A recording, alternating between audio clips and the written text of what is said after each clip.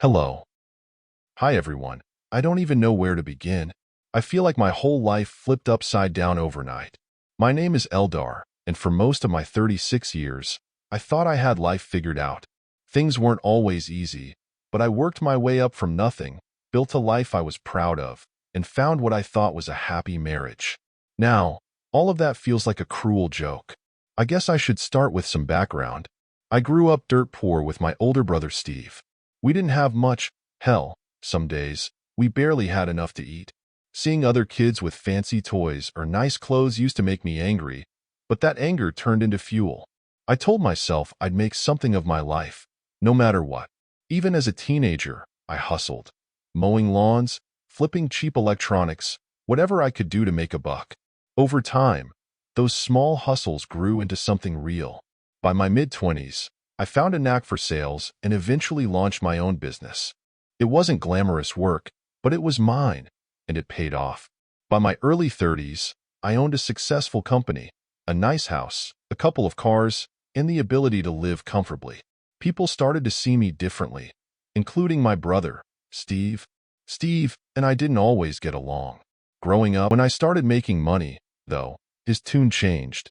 He softened, acted proud of me, and even started coming around more often. I thought we'd bury the hatchet. I was wrong. Things only got better when I met Anastasia.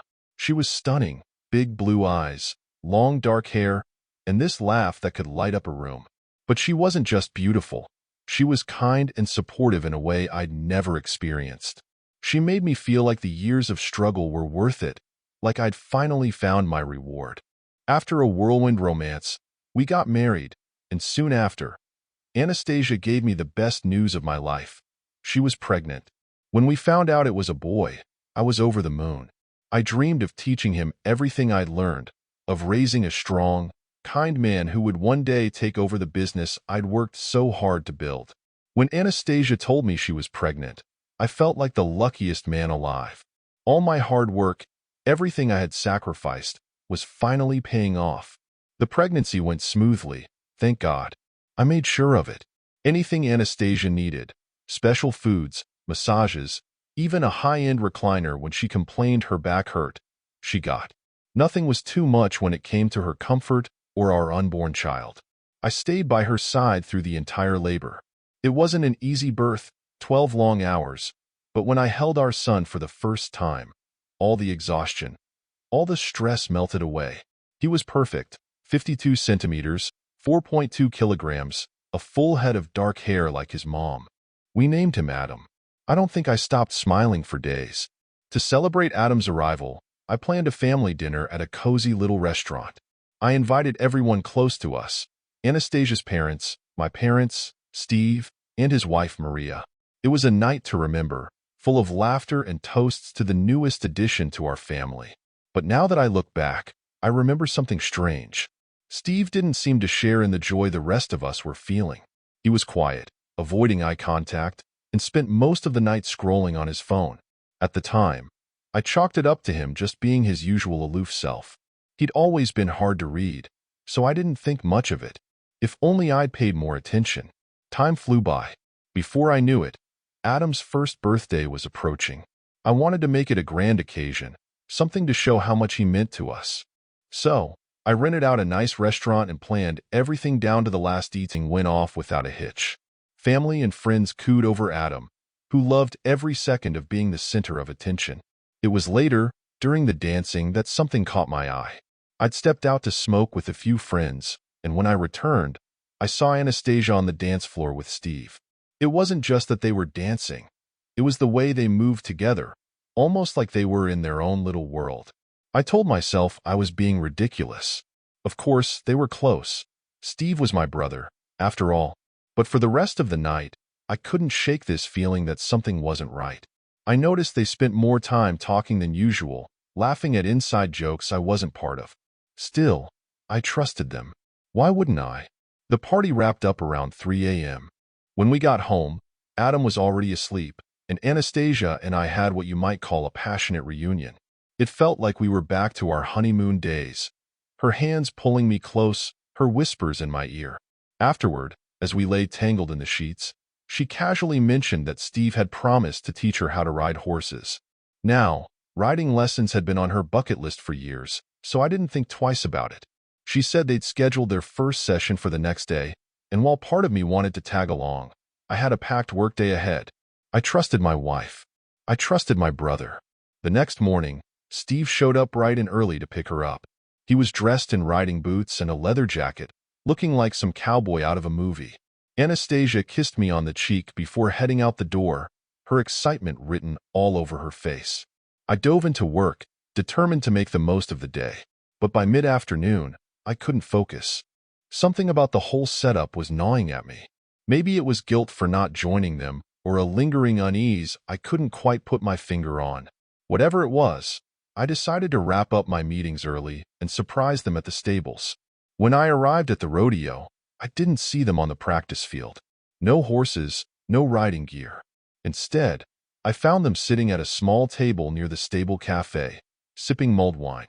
They were laughing, loud, carefree, like they didn't have a single worry in the world. I stood there for a moment, watching. It didn't look like a horseback riding lesson. It looked like a date. Swallowing my irritation, I walked up to the table. "Hey, hope I'm not interrupting," I said, forcing a smile. Steve's face turned red, and Anastasia looked startled. "Eldar, what are you doing here?" "I had some free time, so I thought I'd swing by," I said casually, even though my heart was pounding in my chest. "Thought I might see you two in action, but it looks like you're taking a break." "Oh, we were just wrapping up," Anastasia said quickly, gathering her things. I didn't press her. Not yet. The ride home was tense, though neither of us addressed the elephant in the room. Instead, she rattled on about how much she'd learned and how Steve was such a patient teacher. I nodded, pretending to listen, but my mind was elsewhere, replaying the scene at the cafe. That night, after putting Adam to bed, I finally spoke up. "Did you two even ride today?" Anastasia hesitated for just a second before answering. "Of course. Why would you ask that?" "I don't know," I said, trying to sound nonchalant. "It just seemed like you were having a lot more fun at the cafe than in the saddle." She laughed nervously. "We rode for a while, but it got cold, so we stopped for drinks." "You're not jealous, are you?" "Jealous?" The question caught me off guard. Was I? Maybe. But more than anything, I was confused. I dropped it, not wanting to start a fight. But the seeds of doubt had been planted, and no matter how hard I tried, I couldn't ignore them. After Adam turned 2, it felt like everything in our house needed an upgrade. With him growing fast, we decided it was time to renovate, create a proper nursery, expand the play area, and maybe even freshen up the rest of the place while we were at it. Anastasia was especially enthusiastic about giving the house a new life, as she called it. I had my hands full at work, so I let her take the reins on planning. I started looking for a construction team, but Anastasia had a better idea. Why not ask Steve? He has his own team, doesn't he? Steve had been running a small contracting business for years, though I'd rarely used him for anything big. Still, it made sense. He was family, and I figured he'd give us a good deal. I called him that evening, and he agreed immediately. 2 days later, the renovation was underway. Anastasia decided to stay in the house during the work, despite my suggestion to rent a temporary place. "Adam can stay with my mom for a bit," she said. "I'll take care of the garden, pick out new decor, and keep an eye on the crew." It seemed practical enough at the time, and I trusted her to handle it. At first, everything seemed fine. I left for work early every morning and returned late, knowing Anastasia was overseeing the project with Steve. Occasionally, I'd check in with her during lunch breaks, and she'd tell me about the progress. The nursery walls were going up, the flooring was being replaced, and the garden was getting some much-needed attention. But as the weeks passed, I started noticing little things that didn't sit right. Steve was at our house a lot. I mean, more than what seemed necessary for someone overseeing a small renovation crew. And it wasn't just his presence, it was how comfortable he seemed. He stayed for dinner nearly every night, sitting at my table, cracking jokes with Anastasia, and acting like he owned the place. At first, I brushed it off. Steve was family, and Anastasia had always been warm and welcoming to him. But then her behavior toward me began to change. She stopped asking about my day, and her once affectionate texts dwindled to one-word responses. When I came home, there was no excitement in her eyes, just a distracted, distant air. Our evenings, once filled with laughter and conversation, became cold and mechanical, and our intimacy, once a cornerstone of our marriage, was almost non-existent. I tried to convince myself it was the stress of the renovation. After all, living in a construction zone isn't exactly a dream. But deep down, something about the way she and Steve interacted gnawed at me. One Friday, I managed to leave work early. I'd been missing Adam more than usual and wanted to surprise Anastasia with a quiet evening together. But when I pulled into the driveway, something felt off. The house was silent, except for faint voices upstairs. I walked in and called out, "Anastasia?" Her footsteps were quick, too quick. She appeared at the top of the stairs, a bright smile plastered across her face. "Eldar, you're home early." She kissed me on the cheek, her tone almost too cheerful. "Yeah, thought I'd surprise you," I said, glancing behind her. That's when Steve appeared, descending the stairs with a neutral expression. "Hey, bro," he said casually. "We were just going over some ideas for the nursery. Where's the rest of the crew?" I asked, trying to keep my voice even. "They left early today," Anastasia said quickly, cutting Steve off. "It's Friday, you know?" Her explanation seemed reasonable enough, but the air between them felt thick, almost like they were waiting for me to leave. I didn't press the issue, but as I watched them exchange a quick glance, my gut told me something was wrong. My mind replayed the scene at the stairs over and over, analyzing every detail. Anastasia's nervous laugh, the way Steve avoided eye contact, the tension that hung in the air like a storm cloud. By morning, I couldn't shake the feeling. I needed answers. The next day, while Anastasia was in the shower, I slipped out and bought a set of hidden cameras. I told myself it was ridiculous, that I'd find nothing, but the nagging voice in my head wouldn't let me rest.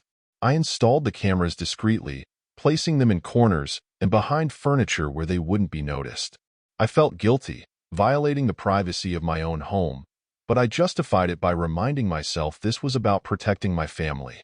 For the first few days, the recording showed nothing out of the ordinary.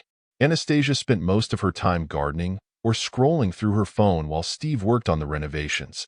My paranoia started to feel unwarranted, and I was ready to take the cameras down. But then, it happened. It was a Wednesday evening, just before I was about to pack up the equipment. I sat down to review the footage one last time, more out of habit than anything else. And there it was, Steve and Anastasia, in our bedroom, their bodies intertwined. I rewound the video, hoping I'd somehow imagined it. But there was no mistaking what I saw. The people I trusted most in the world had betrayed me in the worst way imaginable. I stared at the screen, numb. For a moment, I couldn't breathe, couldn't think. Then the anger hit me. Hot, raw, and all-consuming. What do you do when your entire world shatters in an instant? When I saw that video, it was tight, my mind racing with a mix of rage, heartbreak, and disbelief. The betrayal wasn't just from my wife. It was my own brother, the person I'd grown up with, the one I'd trusted above all others. The people closest to me had done this. To me, I didn't know what to do next. I didn't want to be in that house, surrounded by memories that now felt tainted. I grabbed my keys and headed out, no real plan in mind. I drove aimlessly for a while, my hands gripping the steering wheel so tight that my knuckles turned white. I stopped at a liquor store, bought a bottle of cognac, and sat in my car in the parking lot for a long time. My first instinct was to go to a friend's house, someone who could listen to me rant and maybe help me make sense of this nightmare. But then I thought about Marla, Steve's wife. She deserved to know the truth. Marla and Steve's marriage had always seemed solid, at least from the outside. She was kind, funny, and fiercely loyal, a woman who didn't deserve what had been done to her. I wasn't sure how she'd take the news, but I felt it was my responsibility to tell her. I drove to her house and rang the doorbell. When Marla opened the door, she looked surprised but welcomed me in without hesitation. "Eldar, is everything okay?" she asked, noticing the tension in my face. "No," I said simply, stepping inside. "We need to talk." I sat at the kitchen table and pulled out the bottle of cognac. Marla frowned, confused. but she grabbed 2 glasses without questioning me. When she sat across from me, I slid my phone across the table, already cued to the damning footage. "Watch this," I said, my voice low and steady, though it felt like I was barely holding myself together.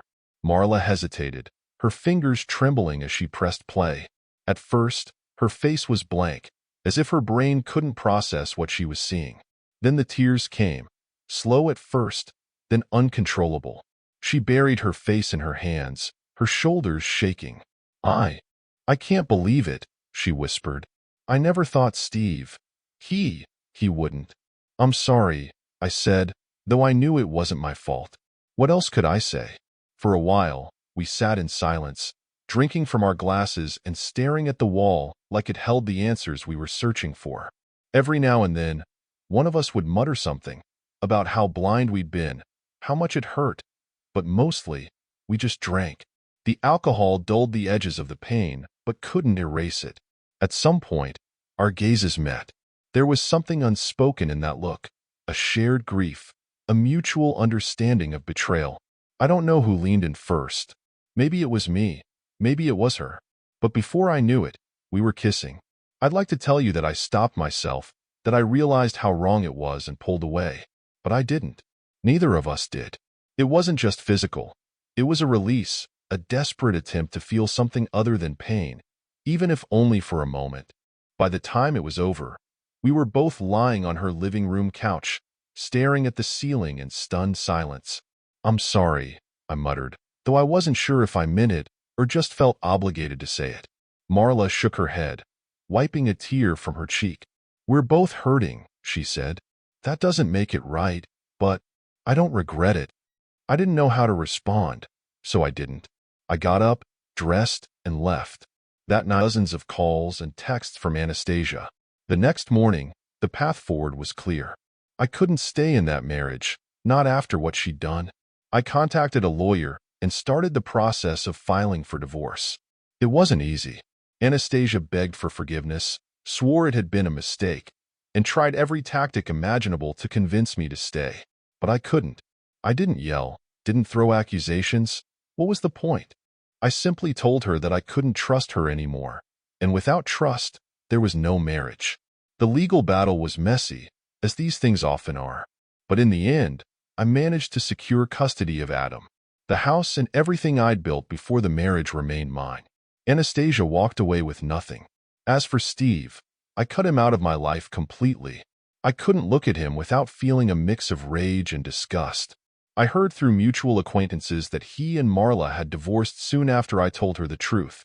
It wasn't easy, rebuilding my life from the rubble, but Adam gave me a reason to keep going. I threw myself into fatherhood, determined to be the best dad I could be. I wanted to show him what it meant to be strong, to face adversity head-on and come out the other side. The betrayal is a scar I'll carry forever, but scars have a way of fading over time. Now, when I look at Adam, I see the future, a chance to create something good out of the pain. And that's exactly what I plan to do. To anyone reading this, betrayal doesn't define you. It doesn't have to destroy you. If you're going through something similar, know that it's possible to come out stronger on the other side. Goodbye.